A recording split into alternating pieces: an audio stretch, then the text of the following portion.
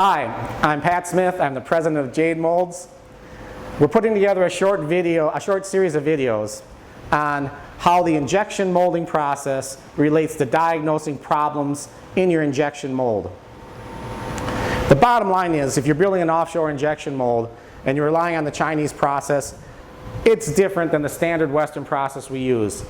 If you're using that Chinese process, you're probably not diagnosing problems at your offshore mold builder.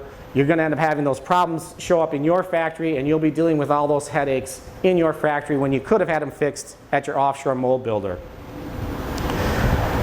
When we talk to our clients, the injection molding process is getting pretty detailed. You're pretty far into everything.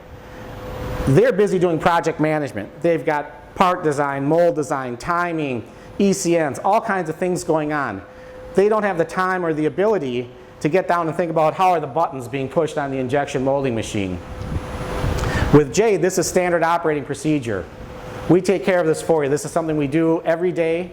We understand the Western standard injection molding process, and that's what we deliver when we test your molds. So what makes a good process to diagnose an injection mold?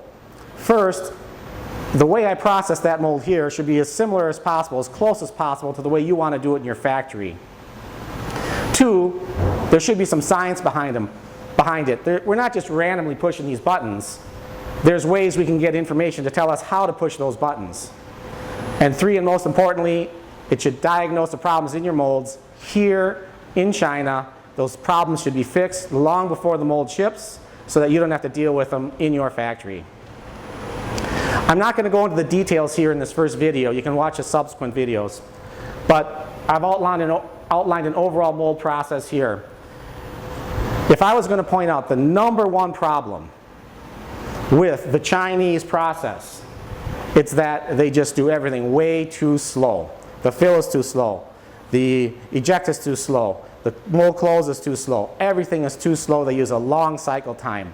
They're doing that because it allows them to mask a lot of the problems that are in the injection mold. They're solving those problems with their Chinese process. They're not fixing the injection mold so that it can run properly in your standard Western process.